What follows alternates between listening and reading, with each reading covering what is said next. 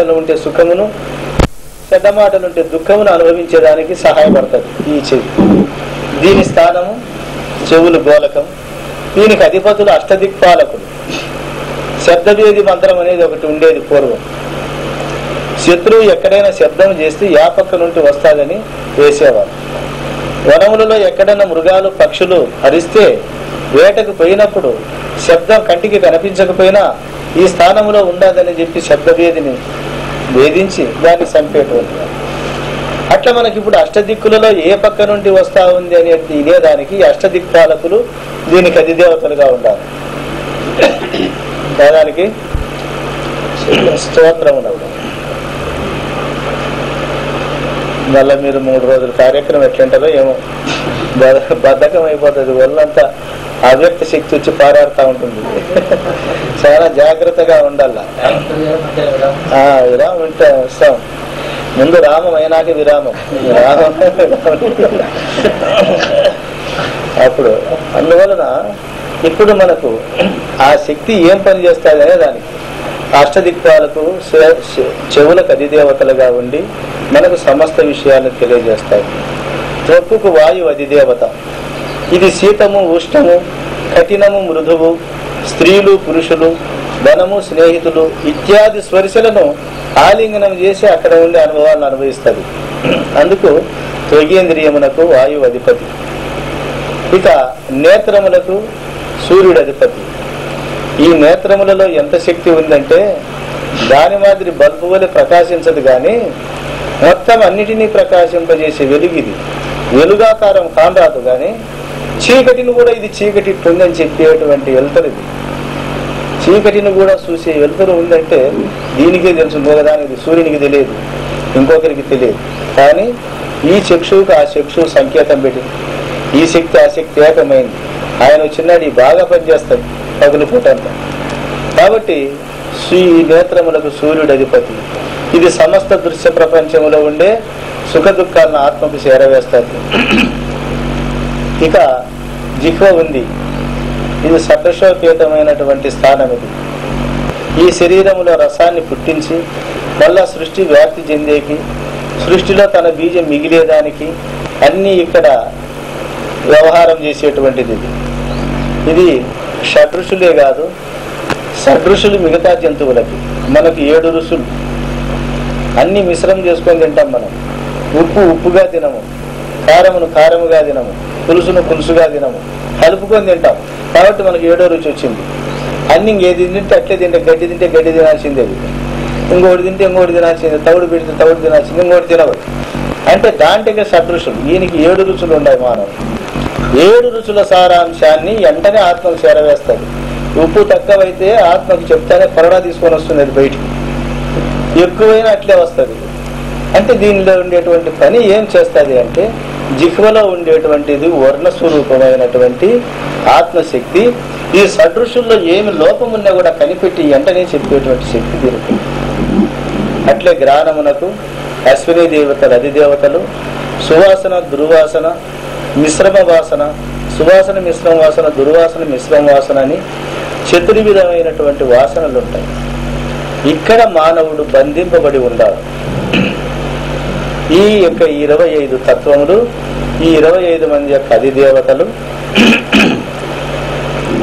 మనకు బాగా తెలియజేస్తే సృష్టికే నీవే సృష్టి, ఇక భిన్నమైన పదార్థం ఉండదు. అన్నీ అందరిలో సమానంగా ఉన్నాయి. గుణాలు ఒకటే భిన్నంగా ఉండేవి. జనన మరణాలు సమానమా? ఆకలి దప్పికలు సమానం, సుఖ దుఃఖాలు సమానం, నిద్ర మైదునాలు సమానం, ఆహార నియమాలన్నీ సమానం. గుణాలు మాత్రం ఒకరిని చూసి ఒకటి సరిపోదు.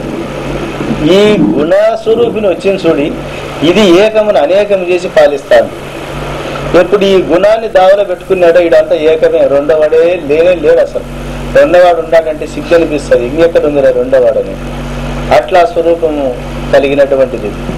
అందుకే ఈ యొక్క బ్రహ్మతత్వాన్ని, ఈ ఆత్మతత్వాన్ని ఆత్మ అనాత్మ వివేక జ్ఞానం చేత ఈ పంచభూతములకు పంచీకరింపబడిన 25 తత్వాలలో నేను ఉన్నాను. ఈ 25 తత్వములు నాచే తెలియబడుతున్నాయి. వాటిని తెలుసుకునేటువంటి జ్ఞానరూపము నేనై ఉండాను. అవి నాకు దృశ్యములు, నేను వాటికి ద్రష్టను. దృక్స్వరూపమైనటువంటిది దృశ్యము కాదు, తెలియబడే వస్తువు తెలుసుకునేవాడు ఎప్పుడు కాదని చెప్పి అనాత్మ స్వరూపమైన ఈ 25 తత్వాల నుండి తనను వేరు చేసుకొని అప్పుడు తాను ఆత్మ అయిన దాన్ని చెప్తుంది మన భద్రాద్రి రామశతకము. చక్కగా విమర్శించి నిన్ను వెన్న చేసి పక్కకు పెడతారు మజ్జిగలో నుండి చిలికి. ఆకాశ పంచకం అంతరేంద్రియములు, ప్రాణాదులను వాయు పంచకంబు, జ్ఞానేంద్రియములు వైశ్వానర పంచకంబు, అప్పు పంచకంబు శబ్దాదులైదు, కర్మేంద్రియములైదు కడుభూమి పంచకములు, ఇట్టి 25 ఇంద్రియములు ఇవి ఆత్మ కాదని, అంటే ఇవి నేను కాదని, ఇన్నిటిని నెరిగడి ఎరుకయే పరమాత్మనైన నేనని, ఇన్నిటిని ఎరిగడి ఎరుకయ్యే పరమాత్మయని ఎరింగి సాంఖ్య యోగంబు సాధించి సజ్జనుండు ముక్తి చెందును మీ బాధ భక్తితోను. మరి మనకు ముక్తి ఎట్లా కలుగుతుంది? ఈ 25 తత్వముల చేత బంధింపబడినటువంటి మనము గురుడు చెప్పినటువంటి విచారం విని ఇవి ఎప్పుడైతే తాను కాదనేటువంటి విషయం తెలుస్తుందో అప్పుడే దాని మీద ఉండేటువంటి యొక్క మక్కువ మమకారం సచ్చి వాడు శుద్ధమైనటువంటి ముక్తుడైతాడు. అందుకు ఇట్లా ఆత్మ అనాత్మ కలిసి ఉండేదాన్ని వేరు చేయాలంటే అది గురువుకే సాధ్యం, కానీ ఇంకొకరికి సాధ్యం కాదు. ఇప్పుడు పాలల్లో వెన్న ఉన్నది, వెన్నను వేరు చేయాలంటే ఊరికే అవుతుందా? అంటే దాన్ని మామూలుగా కాగబెట్టి తోడేసి చిలికితే వెన్న అవుతుంది. వెన్న అయినాక తన జన్మస్థానమైన సల్లలో అది కలుస్తుందా? వెన్న కాకపోతే కలిసే ఉంటుంది, వెన్న అయినాక ఇక కలవదు. అట్లనే ఎప్పుడైతే ఈ గురువాక్యం చేత పరిచి చూసినారో ఇక్కడ వెన్న అయినాక నేను ఆత్మననే భావం తెలిసినాక ఇంకా ఎప్పుడు కూడా వాడు కలలో కూడా ఈ ఇంద్రియములే నేననేటువంటి భావం రాదు. ఇంద్రియములలోకి నువ్వు పోవచ్చు, ఇంద్రియాలతో విషయాలు అనుభవించవచ్చు, నీవు కర్తృత్వంగానే ఉంటావు, కానీ ఇంద్రియమే నీవు, నీవే ఇంద్రియం అనేటువంటిది కాదు. నువ్వు వాక్ ఇంద్రియం అనుకున్నావు అనుకో, వాక్కులో రొంచేపు వచ్చి నేను మాట్లాడుతాను ఇక సాలయమా సాధ్యం అంట. ఇప్పుడు నా చెవు రుద్రపీఠం, ఇక్కడ అన్ని వినడమే గాని బయటికి వచ్చే ప్రశ్నే ఉండదు. ఇక్కడ లయమే తప్ప ఉత్పత్తి ఉండదు ఎక్కడ చెవిలో. అందుకే దాన్ని రుద్రపీఠం చేసినారు మన వాళ్ళు. మొత్తం అంతా అక్కడ పోవడం తప్ప వాడు తిరిగి రాడు, ఎవడు రాడు అక్కడుంటుంది. కాబట్టి ఈ రకముగా ఈ 25 తత్వాల చేత సాంఖ్యం సాధిస్తే నీ స్వరూపం తెలుస్తాడు. అందుకు వాక్కుకు అగ్ని అధిదేవత, చేతులకు ఇంద్రుడు అధిపతి, కాళ్ళకి విష్ణు అధిపతి, వృక్షమునకు బ్రహ్మ అధిపతి, బుధమునకు మృత్యు అధిపతి. మరి ఈయన్ని విశ్వబ్రహ్మ అన్నాడు ఇంద్రుణ్ణి. మరి ఈశ్వరచన ఎవడు చేస్తాడు? చేతుల్లో ఉండే స్వామి చేయాల్సిందే గాని ఇంకొకడెవడు చేయడు. అందుకే దేవేంద్రునికి విశ్వకర్మ అని పేరు పెట్టినారు. ఈ చేతుల్లో ఉండే దేవేంద్రునికి విశ్వకర్మ. ఇల్లు కట్టడం, ఫ్యాన్ తయారు చేయడం, లైట్లు తయారు చేయడం, వీడియోలు చేయడం, ఇవన్నీ ఎవరు చేస్తాండి? అది లోపల ఉండేది సంకల్ప శక్తి, కానీ క్రియాశక్తి మాత్రం ఇక్కడే ఉంది. మరి విష్ణువుకు పాదములలో పెట్టినారు. ఎందుకు అట్లా పెట్టినారు అంటే విశ్వరూపాన్ని వ్యవహరించి తిరగాలంటే పాదముల ఆధారం కావాలి, శరీరం లేకపోతే కదలదు. అందుకు విశ్వవ్యాపకమైన స్వరూపాన్ని తాను తిరిగి చూడాలనే స్థానంలో విష్ణువు తానే ఈ శరీరాన్ని తిప్పాలి. అందువల్ల ఆయనకు విష్ణు అధిపతి పెట్టినారు. ఇంకా వృక్షమునకు బ్రహ్మదేవుడు సృష్టి చేసే సాట ఎవరిని పెట్టాలో అవన్నీ పెట్టినారు. అదే మరి విసర్జన సాట ఏమి పెట్టాలో మహామేధావులు మన వాళ్ళు. ఈ దేవతలందరినీ ఎక్కడ ఏడ ఎవరిని పెట్టారో అవన్నీ పెట్టారు. ఇప్పుడు నిన్నేం చేసినాడు? సమస్త దేవతా నిలయునిగా చేసినాడు గురువు. సమస్త దేవతా భ్రాంతి తీసేసినాడు. పంచభూతాది ప్రపంచంలో నిన్ను వెన్నగా తీసి పెద్దకు పెట్టినాడు. ఇప్పుడు మనం ఏ స్వరూపం అవుతాము? ఆ స్వరూపమే అవుతాం. ఇంక ఇక్కడ భేదము వాదము అది ఇంకేముండదు. ఇది నీవు నీ ఈశ్వరూపం అయిపోతావు. ఈశ్వరూపమే నీవు, నీవే ఈశ్వరూపం ఎప్పుడైతావో అక్కడ తెలుస్తావు. అందుకు పెద్దలు అన్నారు, ఒక బలిశాస్త్రకారుని దగ్గరికి, ఒక మంత్రవాది దగ్గరికి పోతే భూతం ఆవేశమైనప్పుడు వానికి రతి పోసి నిమ్మకాయలు, టెంకాయలు, కోడిగుడ్లు, కోళ్ళను బలిపెట్టి ఆ భూతాన్ని ఇడిపించి ఈయనకి స్వస్థత చేకూరుస్తాయి. ఇప్పుడు మనకు 5 భూతాలు పట్టినాయి. ఆత్మస్వరూపం మనం పంచభూతాలన్నింటి పట్టిన ఒక భూతం అయితే ఇడిపిస్తాడు. గురువు గారికి వాడు ఆ మంత్రగానికి ఈ భూతాలు ఇడిపిలేడు. ఇది గురువు ఇడిపిస్తేనే ఈ భూతాలు సరిపోయేది. అది అబద్ధ భూతాన్ని వాడు ఇడిపించినాడు, కల్పిత భయాన్ని. ఈయన ప్రత్యక్షంగా పీడించే భూతాలను ఇడిపిస్తా అన్నాడు. నాయన అంతరేంద్రియాల్లో నీ ఉంటే గలుగుతాయి, ఇదిగో ఇవి దీని తత్వం, ఇదిగో ఈ గురువాక్యం చేత దీన్ని వదులు అని అంతరేంద్రియములతో ఉండేటువంటి ఆకాశభూతాన్ని ఇడిపిస్తాడు. పంచప్రాణాల చేత ఇట్లా కలిసి ఉండవు. పంచప్రాణముల మీద తీపి చేత నేను చేయరాని కృత్యములన్నీ చేస్తా ఉండవు. ఈ ప్రాణము నిలిచేది కాదురా, ధర్మబద్ధంగా జీవించిపోయేది ఎప్పుడన్నా పోని, ఈ ప్రాణం మీద ఆశ పెంచుకుంటే నువ్వు చెడిపోతావని చెప్పి వాయుభూతాన్ని ఇడిపించినాడు. ఇంకా జ్ఞానేంద్రియములు చూస్తామా, ఎంత అనుభవించినా తృప్తిలే. మనకు ఇప్పుడు సీరియల్ వస్తా ఉన్నాయి, రాత్రి బగుళ్ళు సీరియల్లే. సీరియస్ అయి కూర్చొని ఇప్పుడు బుర్ర నిండా అన్నం వడ్డిస్తున్నా అంటే తట్టుకో అది సరైన ఘట్టం వస్తుంది అంటారు. అంటే ఈ జ్ఞానేంద్రియాలకు పట్టిన పిచ్చి బాగా బంధంలో పడేస్తుంది.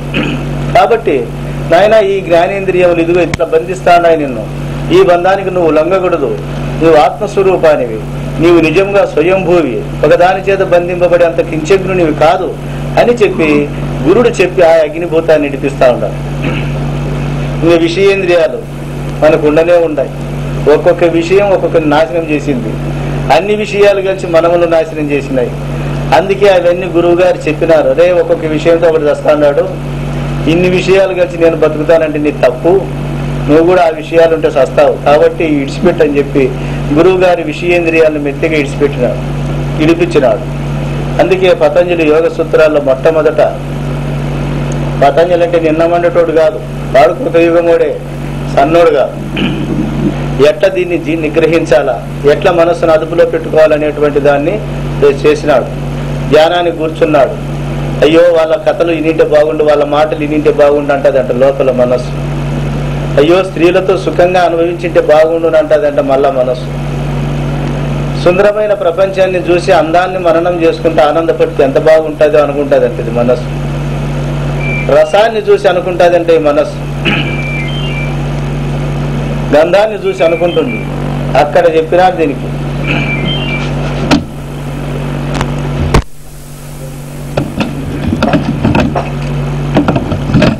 చాలా టైం చెప్తాను.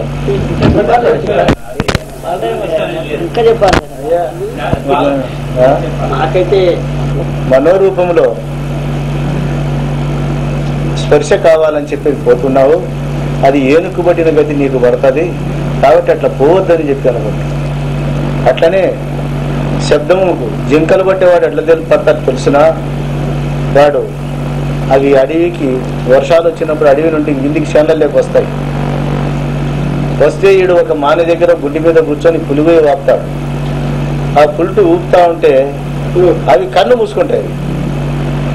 కళ్ళు మూసుకొని ఆడుతా శబ్దాన్ని పట్టుకొని దగ్గరికి వస్తాయి. అవి ఆ బుడద మట్టిలు ఇరకపోతాయి, కాళ్ళు లేచి ఉరకలేవు. ఈడ హాయిగా దగ్గరికి వచ్చే వరకు చూస్తాడు. అది కళ్ళు మూసుకుని ఈడేం తెలుసుకునే ఉంటాడు. అది తీసుకొని దాన్ని పట్టుకొని పోతాడు. ఆయన శబ్దం మీద ఆసక్తి జనించినటువంటి జింక తన ప్రాణాన్ని పోగొట్టుకోవాల్సి వచ్చింది. నీవు శబ్దాన్ని ఎక్కువగా అనుకుంటున్నావు, ఆ జింకకు పట్టిన గతి నీకు పడతాదని చెప్పని ఆయన దాని మీద ఉండేటువంటి వైరాగ్యాన్ని చెప్తాడు. ఇక రూప విషయంలో భ్రమిస్తున్నావు.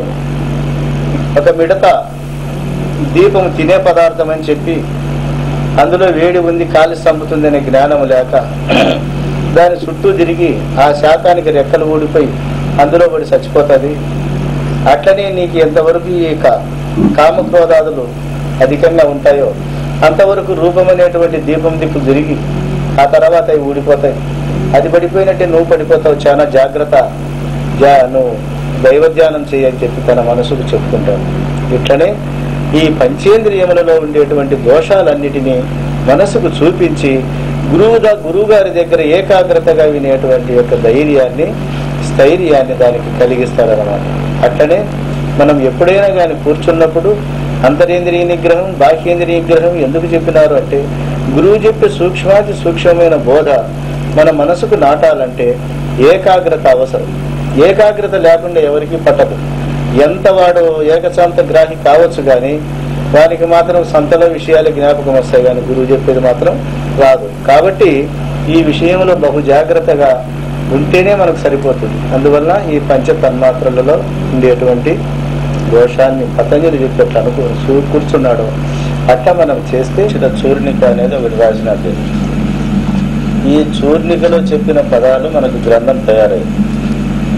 అధ్యయనం మొట్టమొదట మూలమును కొంచెం చెప్పి దాన్ని విమర్శగా చెప్పుకుంటూ పోయేదానికి మనకు శతకం అంతా తయారైంది. దాంట్లో శిష్యులను పరిపాలించాలంటే ఎట్లా ఉండాలనేది మొట్టమొదటి చరణంలోనే చెప్తాడు. అంటే శ్రీమద్గురు కరుణా కటాక్ష వీక్షణ విచక్షణ సంపూర్ణ ఋగ్యజుస్సాం అధర్వణ తర్క వ్యాకరణ మీమాంస భట్ట ప్రభాకర వేద వేదాంత శాస్త్రాగమ అష్టాదశ పురాణేతిహాస పరిశీలనం శిష్యజన పరిపాలన. శిష్యులను పరిపాలించాలా అంటే మనం ఏమి అధ్యయనం చేయాలనేటువంటిది ఈ గ్రంథంలో చెప్తాడు. అంటే ఇది ఎట్లా ఉన్నది? ఋగ్యజుస్సాం అధర్వణ, అది తర్క వ్యాకరణ మీమాంస భట్ట ప్రభాకర వేద వేదాంత లక్షణాలన్నిటినీ కూడా అధ్యయనం చేస్తే శిష్యజన పరిపాలన చేయొచ్చును అని మనకు చెప్పినాం. అంటే అప్పుడు ఇది మనకి ఎట్లుండాలి? వేదమందున మొట్టమొదటనే శూద్రుడు బ్రాహ్మణుడుగా కావాలంటే ఏమి కావాలనో మొట్టమొదట శ్లోకం మనకు చెప్పింది. బ్రహ్మ విద్య చేత బ్రాహ్మణుడు కావాల్సిందే కానీ కులముతో బ్రాహ్మణత్వం సృష్టిలో లేదు. కులముతో బ్రాహ్మణత్వం సృష్టిలో లేని దానివల్ల ఎట్లా బ్రాహ్మణుడు అవుతాడంటే బ్రహ్మ విద్యతో బ్రాహ్మణుడు కావాలి. అందుకు బ్రాహ్మణుడు కావాలంటే జన్మనా జాయితే శూద్ర, జన్మతో విచారించి చూస్తే మొత్తం అందరూ కూడా శూద్రులే, ఎవరు కూడా ఇందులో విశేష జ్ఞాని లేదు. కర్మనా జాయితే ద్విజ, కర్మ చేత ద్విజుడైతాడు. అంటే ద్విజ అంటే రెండవ తూరి పుట్టినవాడు, ద్వి అంటే రెండు, జ అంటే పుట్టినవాడు. మరి రెండో తూరి పుట్టిన వానికి తల్లిదండ్రి ఎవరు అంటే మంత్రము తల్లి, ఉపదేశించిన గురువు తండ్రి, వీళ్ళిద్దరికి పుట్టినాడు కాబట్టి వీడు మంత్రపిండమైనాడు. ఎవరు? ద్విజుడు. ఇది రెండో జన్మం ఎత్తినటువంటి వాడు. ఈ రెండో జన్మం ఎత్తినటువంటి వాడి కోసము ఇక్కడ వాడికి విద్యను స్టార్టింగ్ చేస్తారు. ఉపనయనం చేస్తానే ఉపనయనం అయిన తర్వాత ఆ పైన విద్యను అభ్యాసం చేపిస్తారు, అధ్యయనం. వాడు అక్కడ నుండి వేదమును కొంతవరకు అర్థం చేసుకొని విప్రత్వం వహిస్తాడు. పురోహితము విప్రత్వం అంటే పురమునకు హితము కోరేవాడు, శుభకార్యాలు చేసేవాడు, అరిష్టాలు తొలగించేవాడు, సర్వమానవుల శ్రేయస్సు కోరేవాడు, ఈడు విప్రుడన్న. వేద పాఠములు చదివి విప్రుడైనాక బ్రహ్మతత్వాన్ని పూర్తి తెలుసుకుని బ్రాహ్మణుడైతాడు. దీనికి కారణము అధ్యయన పద్ధతినే వాళ్ళు అనుసరించినారు. దీన్ని మనకు శివరామ దీక్షిత చూర్ణికలో చెప్పి ఆ విధానాన్ని బలపరిచేదానికి, దాన్ని విపులంగా చెప్పేదానికి గ్రంథములంతా తయారు చేశారు. అంటే ఇక్కడ నిత్యానిత్య వస్తు వివేక ఇహమూత్రార్థ ఫలభోగ విరాగ శమదమ శాంతి తితిక్ష శ్రద్ధోపరతి ముముక్షత్వ స్వస్తికారోహణ స్పర్శ త్రివిధ దీక్షాపరం భక్తజన వశీకరం. భక్తజనులను వశీకరం ఎలా చేస్తాడు భక్త పరిపాలకుడుగా గురువు అన్నప్పుడు ఇది ఉండాలి.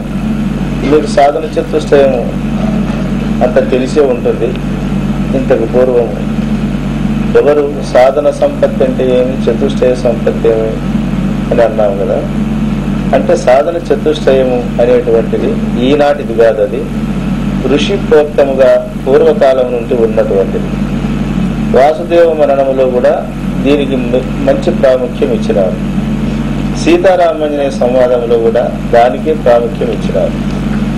మన వాళ్ళు కూడా సాధన చతుష్టయ సంపత్తి కలిగిన వాడి అధికారి అని చెప్పి మన వాళ్ళు ఈ భద్రాద్రి రామశతకంలో అన్నారు. సాధన చతుష్టయము అనేటువంటిది సాధన పద్ధతి కాదు, బోధ పద్ధతి అయిన సాధన.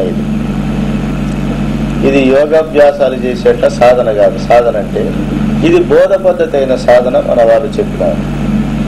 అందుకు మొట్టమొదట ఈ బోధకు అధికారిని ఎన్నుకునేటప్పుడు సాధన చత్వారి సంపత్తియును కలిగి పరిపూర్ణుడైన సద్గురుని చేరి ద్వాదశ సాష్టాంగ దండంబులర్పించి తనుమన ప్రాణములు దారబోసి భక్తితో నాత్మ అంగ భావ సుస్థాన శుశ్రూషలొనర్చి సంతోషపరచి నట్టి శిష్యుని మెచ్చి గట్టిగా గురుమూర్తి వివిధ దీక్షలో నర్చి దివ్యముగను అస్తమస్తక సంయోగ మంచితముగా చేసి నిజ కేవలాత్మోపదేశమొసగు. ఇక్కడ ఈ లక్షణాలన్నింటినీ కూడా శిష్యుల్లో ప్రేరేపించినారు. మరి గురుడు బోధించే క్రమం ఒకటి ఉంది దీంట్లో. సాధన చత్వారి సంపత్తి అనేటువంటి దానికి నిత్యానిత్య వస్తు వివేకము, ఇహమూత్రార్థ ఫలభోగ విరాగము, సమాధి షట్క సంపత్తి, ముముక్షత్వము. ఇవి యోగ సాధన లాంటి సాధనలు కాదు. ఈ పదాల్లోనే అవి ఉండవు. ఇప్పుడు అష్టాంగ యోగములచే అతిగా కష్టించే వాళ్ళ మాట విడిచిపెట్టమన్నాడు కృష్ణప్రభు. మరి కొందరు దశవిధ నాదములందున, కొందరు నభపంచకమునందున, చక్రాలందున, లక్ష ధ్యానం బందున హంసందు బుద్ధి నాటింతురోయి, యోగములందు నటింతురోయి, అంది సిద్ధుల చేత ఆనందింతురు కొందరు, అందరి మనసి ఈ బోధంది నీ ఉండును అని ఆయన అటువంటి యోగ సాధనలు పక్కన పెట్టి ఈ సాధన సంపదని తీసుకుంటారు. ఇది కేవలం మానసికమైనటువంటి బోధరూపమైన సాధన. నిత్యానిత్య వస్తు వివేకము యోగ సాధనలు ఏం చేసినా తెలియబడేది కాదు, విచారణ పద్ధతిలోనే తెలియబడాలి. ఏది నిత్యము ఏది అనిత్యము అనేటువంటి దాన్ని. మనకు కనపడేటువంటి నామరూపాత్మకమైన జగత్తంతా అనిత్యముగా పోతాదని, దానికి ఆధారభూతమైనటువంటి చైతన్య పరమాత్మ ఆ రకంగానే ఉందని, అది నిత్యమైన వస్తువు అని చెప్పి వాడు మొట్టమొదట తీర్మానం చేసుకుంటాడు. దేవుడు సత్యముగా ఉన్నాడు, ప్రపంచం మాయగా ఉంది. మరి దేవుడు అనేటువంటి వాడు ఎటువంటి వాడో వారికి పూర్తి తెలియదు. అట్లా పరిస్థితిలో వారికి నిత్యానిత్య వస్తు వివేకమును ప్రవేశపెట్టినారు మన వాళ్ళు. మనం ఇక్కడికి వచ్చిన తర్వాత మనం ఏమంటున్నాం, పరిపూర్ణ పరబ్రహ్మం సత్యం, ఎరుక జగములు అసత్యం అనేటువంటిది ఇక్కడ మనం ప్రబోధిస్తున్నాం. మొట్టమొదట ప్రతి ఒక్కరికి కూడా నిత్యానిత్య వస్తు వివేకం అంటే నామరూపాత్మక జగత్ అబద్ధమని, దీనికి ఆధారభూతంగా ఉండి నడిపించే పరమాత్మ సత్యం అనే భావమే ఉంటది శాస్త్రోక్తంగా. మళ్ళీ కదా పూర్ణబోధకాడికి వచ్చిన తర్వాత వీడికి బోధ అర్థమవుతుంది. అట్లా ఎప్పుడైతే మనకి ఈ యొక్క ధర్మాలు చెప్తా వస్తూ అంచెలంచెలుగా మనల్ని పైకి తీసుకొని పోయేటువంటి ఉద్దేశం చేత పెద్దలు ఈ అధ్యయన పద్ధతిని మనకు చక్కగా బోధించినారు. మనకి మొదట సూర్యునిగా చూస్తేనే మనకి ఈ యొక్క లక్షణాలు తెలియబడతాయి. అక్కడ మనకు ఉండేటువంటి విషయంలో 96 తత్వములను ఒక పద్యంలో చెప్పి ఆ 96 తత్వములను విచారించిన తర్వాత వాళ్ళకు ఒక నిగ్గు తేలుస్తారు. దాంట్లో షణ్ణవత్యాది తత్వ సాక్షి రూపుడవైనావు సత్యముగను.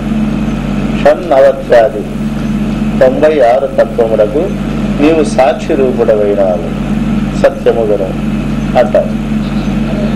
అంటే జ్ఞానేంద్రియములైదు, కర్మేంద్రియములైదు, శబ్దాదులైదు. జ్ఞానేంద్రియములైదు, కర్మేంద్రియములైదు, 5 కరణములు 4, రాగాదులు కోశంబులైదు. కోశాలు మొదటినే వస్తాయి. 5 శబ్దాదులైదు, కరణములు 4, రాగాదులు 8, 14, వాయువులు 14, 7 ధాతువులు, 5 భూతములు, 6 చక్రాలు, మలములు 3, అవస్థలు 5, 3 మండలములు, 3 ఈశనములు, 3 వ్యాధులు, గుణాలు 3, 2 తలవులను గూడి షణ్ణవత్యాది తత్వ సాక్షి రూపుడవైనావు సత్యముగను అంటారు. అంటే వీటి అన్నిటినీ ఎందుకు విమర్శించి పెద్దలు మన యొక్క స్వరూపాన్ని తీసుకుపోయినారంటే అంతవరకు పోతే గాని నీకు తెలియదు. ఇప్పుడు పంచకోశ వివేచన మనకి ఇందులో చెప్పినారు. అన్నమయము, ప్రాణమయము, మనోమయం, విజ్ఞానమయం, ఆనందమయ కోశములు. ఇప్పుడు అన్నమయ కోశం అన్నమయమైన భూమిలో కలిసిపోయే ఈ అన్నమయ కోశం అన్నారు. కోశం అనగా ఒక సంచి, వర. ఏ వస్తువు ఉంది ఈ కోశము లోపల అంటే పరమాత్మ అనే వస్తువు 5 సంచుల లోపల ఉన్నది. అన్నమయము, ప్రాణమయం, మనోమయం, విజ్ఞానమయం, ఆనందమయ కోశముల లోపల ఈ పరమాత్మ అనేటువంటి వస్తువు దాచబెట్టబడి ఉంది. ఈ అన్నమయ కోశము ఈ రకంగా అయినప్పుడు దీని లోపల, ఈ అన్నమయ కోశము లోపల ఇది ఒట్టి జడము, నశ్వరము, ఒక అవస్థలో ఉంటే ఇంకొక అవస్థలో కనిపించదు. ఈ అన్నమయ కోశము లోపల నిక్షిప్తమై మహాబలమై బలవంతమైనటువంటిదయ్యి ఈ శరీరాన్ని నడిపించే కోశము ఇంకొకటి ఉన్నది, అది ప్రాణమయ కోశం. ఈ ప్రాణమయ కోశము కర్మేంద్రియములలో చేరి విశ్వమును అంతా వ్యవహార దృష్టికి తీసుకొని వచ్చేటువంటి యొక్క సత్తా కలిగినటువంటిది ప్రాణమయ కోశం. మళ్ళీ విచారించి చూస్తే ఈ రెండు కోశములేనా ఇంకా ఏమైనా ఉన్నదాన్ని పెద్దలు విచారించి చూసినప్పుడు ఈ అన్నమయ కోశము ప్రాణమయ కోశము రెండు జడములే, రెండుకు సత్తా లేదు. నిద్రపోయే టైములో అన్నమయ కోశమును ప్రాణమయ కోశము రెండే ఉంటాయి. ప్రాణం తిరుగుతూ ఉంటుంది, శరీరం పడుకొని ఉంటుంది, కానీ ఏమిటిని గుర్తెరగలేదు. కాబట్టి ఈ రెండు కోశములు జడమేనని చెప్పి విచారించి ఆ తర్వాత దానిని కదిలించేదానికి ఇంకొక కోశం కావాలి. ఈ అన్నమయ ప్రాణమయ కోశముల లోపల మహాశక్తి సంపన్నమైనటువంటిది మనోమయ కోశం ఒకటి ఉంది. ఆ మనోమయ కోశానికి ఈ రెండు కోశముల కంటే ఎక్కువ బలము, ఎక్కువ శక్తి ఉంటాయి. అది సంకల్పించినట్లే ఈ శరీరం నడుస్తుంది, కానీ వేరే రకంగా నడవదు. ఇది జ్ఞానేంద్రియములు ఇది కలిసి మనసు కలిసి మనకు మనోమయ కోశమైంది. ఈ మనోమయ కోశము నుండి ఈ కోశముతోనే పరిపూర్తి అవుతుందంటే కాదు. సంకల్పం ప్రతి 3 సెకండ్లకు ఒక సంకల్పాన్ని మార్చుకుంటా పోతుంది. సంకల్పం చేయడము, తుడిచేయడం, వెంటనే వికల్పం రావడం, ఆ సంకల్పాన్ని మింగేసి ఇంకొక సంకల్పాన్ని పుట్టించుకోవడమే తప్ప నిర్ణయాత్మకమైన పద్ధతిలో వ్యవహరించే శక్తి మనోమయ కోశానికి లేదు. దీని యందు సమస్తమైన విషయాలను దాచుకొని చింతించే పనికొస్తుంది, కానీ నిర్ణయం చేసేటువంటి శక్తి లేదు. అందుకు ఈ మనోమయ కోశానికి లోపల విజ్ఞానమయ కోశం ఒకటి కావలసి వచ్చింది. ఈ విజ్ఞానమయము అనుభవ జ్ఞానమైనటువంటిది, నిర్ణయాత్మకమైనటువంటిది, బుద్ధి జ్ఞానేంద్రియములతో కలిసి అయినటువంటిదే మనకి ఈ విజ్ఞానమయ కోశం. ఈ బుద్ధి జ్ఞానేంద్రియములతో కలిసినప్పుడు మనకు కలిగేటువంటి విజ్ఞానమే జీవితానుభవం. ఇప్పుడు మనకు కనబడి ఈ సృష్టిలో